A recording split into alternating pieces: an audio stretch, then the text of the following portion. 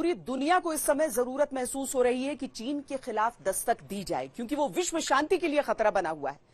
अमेरिकी Congress speaker Nancy Pelosi Taiwan यात्रा खत्म करके वापस जा चुकी हैं, लेकिन वो जो 20 घंटे का हैंगओवर है वो चीन के दिमाग से उतर नहीं रहा है। वो बार बार ताइवान को धमकी दे रहा है, बार बार अंजाम भुगतने की बात कर रहा है। जिस तरीके से उसने मिलिट्री एक्सरसाइज की बात कर दी थी वो तो एक तरफ है ही, जिस तरीके से उसके जो जेट्स हैं वो ताइवान के आसमान में उड़ान भरते रहे वो भी एक तरफ है। लेकिन हमने जो रक्षा विशेषज्ञ हैं, जो जानकार हैं, उनसे यह समझने की कोशिश की कि क्या चीन वाकई ताइवान पर हमला कर सकता है। सभी एक मत थे इस बात को लेकर कि चीन हमला करने की स्थिति में नहीं है, उसे 100 बार सोचना होगा।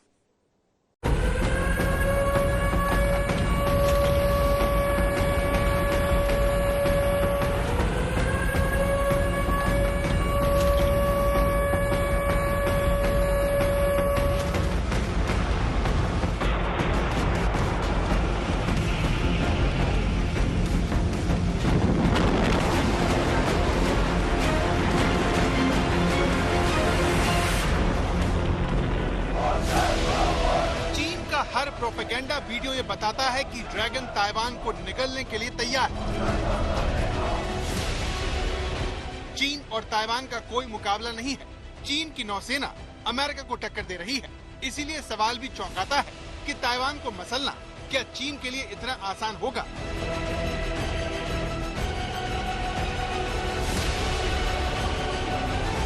चीन की सेना ताइवान के चारों तरफ 6 जगह मिलिट्री ड्रिल को अभूतपूर्व बता रही है।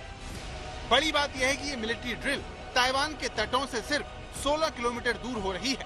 पहली बार चीन का स्टील फाइटर प्लेन J-20 खतरनाक मिसाइलों के साथ ताइवान को डराने के लिए तैयार है। नैन्सी पेलोसी भले ही ताइवान आकर चली गई, लेकिन ताइवान को दिया गया अमेरिकी भरोसा चीन के लिए परेशानी खड़ा कर रहा है। अब सारी नजरें चीन पर लगी है कि वो ताइवान को हड़पने के लिए क्या करता है। चीन की सेना कम्युनिस्ट पार्टी ऑफ चाइना के सबसे बड़े लक्ष्य को हासिल करने के लिए क्या करती है, क्योंकि शी जिनपिंग पहले ही इसे अपनी प्राथमिकता बता चुके हैं। चीन पर नजर रखने वाले जानकारों का कहना है कि चीन के लिए ताइवान को जीतना आसान नहीं होगा। यूक्रेन का उदाहरण सबके सामने है, जिसे अभी तक रूस पूरी तरह से हरा नहीं पाया है। इसी तरह जानकारों को लगता है कि चीन के लिए ताइवान से जंग इतनी आसान नहीं रहेगी। चीन और ताइवान के बीच की दूरी करीब 130 किलोमीटर है। ऐसे में ताइवान पर हमला करने के लिए चीन को अपने सैन्य जहाजों को भेजना होगा। ऐसा होने पर ताइवान को चीन के हमले का पता चल जाएगा। इन जहाजों को ताइवान के तटों और बंदरगाहों पर पहुंचने के लिए घंटों सफर तय करना होगा। यानी ताइवान के पास इन हमलों का जवाब देने के लिए काफी वक्त होगा। इसीलिए अपनी बड़ी सेना को छिपाना चीन के लिए सबसे बड़ी चुनौती होगा। चीन के सामने कोई विकल्प नहीं है, उसको पीछे हटना ही पड़ेगा। उसकी धमकियां जरूर दे रहा है, लेकिन धमकियों में दम नहीं है। उसने साफ तौर पे कहा है जो टारगेटेड ऑपरेशन करेंगे वो 20 किलोमीटर ताइवान के लैंड बॉर्डर से दूर होंगे। यानी दूसरे लफ्जों में चाइना ताइवान के ऊपर किसी प्रकार का हमला नहीं करेगा। इकोनॉमिक सैंक्शंस उसने जरूर लगाई है।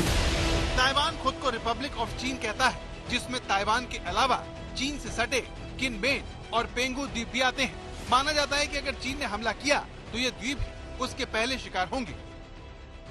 पूरी आशंका है कि सीमित कार्रवाई के अपने मिशन में चीन ताइवान के द्वीपों पर हमला करेगा, जिसके लिए उसने टैंक और बाकी सेना के सामानों को पहुंचाना भी शुरू कर दिया है। चीन के टैंकों की तस्वीरें दुनिया भर में वायरल हो चुकी हैं। यानी चीन के इरादे क्या है, इसकी खबर ताइवान और अमेरिका को पहले से लग चुकी है।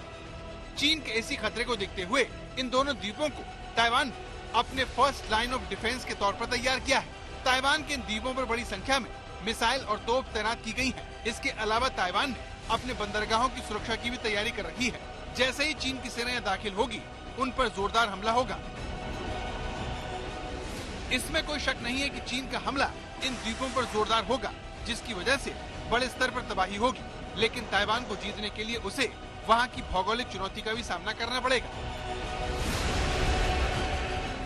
ताइवान के बीचों बीच पहाड़ों की चोटियां हैं, जिसके आसपास उसके सारे बड़े शहर और प्रमुख संस्थान हैं। जानकारों को लगता है कि पहाड़ और नदियां चीन के खिलाफ जंग ताइवान की बड़ी मददगार साबित हो सकती हैं, क्योंकि चीनी सैनिकों को ताइवान पर कब्जा करने के लिए हजारों टैंकों, तोपों, बख्तरबंद गाड़ियों के साथ पहाड़ और नदियों को पार करना होगा, जो बेहद मुश्किल काम है। चाइना किसी प्रकार से भी ताइवान के पहाड़ों से, उसके नदियों से, नहरों से नहीं चिंतित। उसकी चिंता है कि ताइवान के पास में काफ़ी से ज़्यादा कैपेबिलिटी है बहुत बड़े पैमाने पर चीन को नुकसान पहुंचाने के लिए। चीन की जो $12 ट्रिलियन की इकोनॉमी है, ताइवान उसको रिड्यूस करके $6 ट्रिलियन में कन्वर्ट कर सकता है। ताइवान के पास मॉडर्न एयरक्राफ्ट है, F-16 और मिराजेस। उसके पास हर प्रकार के मॉडर्न हथियार हैं, मॉडर्न एवियोनिक्स हैं, इलेक्ट्रॉनिक वॉरफेयर का इक्विपमेंट है और वो एक बहुत बड़ा मिसाइल पावर है। ताइवान चीन के इरादों को बहुत पहले से ही जानता है, इसीलिए वो लगातार चीन के खिलाफ जंग की तैयारियों में जुटा हुआ है। पिछले कुछ सालों में ताइवान की राष्ट्रपति ने अपनी सेना को F-16 जैसे आधुनिक लड़ाकू विमानों से लैस किया है। अपनी सेना का हौसला बढ़ाने के लिए वो खुद उसमें उड़ान भी भर चुकी है। ताइवान की सेना भले ही चीन के मुकाबले में कम हो, लेकिन उसकी सेना पहले से काफी मजबूत हो चुकी है। इसके अलावा युद्ध की स्थिति में ताइवान को अमेरिका का भी साथ मिल सकता है, जिसके 20,000 सैनिक घंटे भर दूर ओकिनावा के सैन्य अड्डे में तैनात हैं। साल 1996 में अमेरिका ने चीन और ताइवान के बीच जंग के हालात में अपने 2 एयरक्राफ्ट कैरियर भेजे थे। मौजूदा हालात में चीन के 2 सैन्य जहाज और बेड़े ताइवान के पास तैनात हैं। इसके जवाब में अमेरिका के 4 एयरक्राफ्ट कैरियर साउथ चाइना सी में ताइवान की सुरक्षा में तैनात हैं। पूरी संभावना है कि चीन के आसपास अमेरिकी परमाणु पनडुब्बियां भी घूम रही हो, जो जंग की हालत में चीन पर मिसाइलों से हमला कर सकती है। इस बारी भी मुझे किसी प्रकार का कोई शक नहीं कि अमेरिका हर प्रकार से ताइवान की मदद करेगा।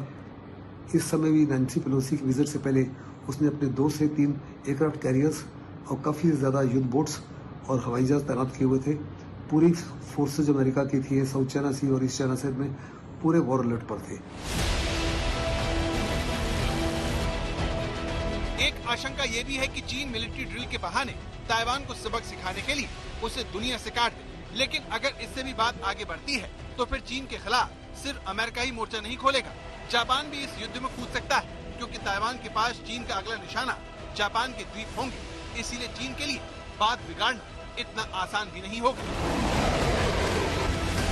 आज तक ब्यूरो।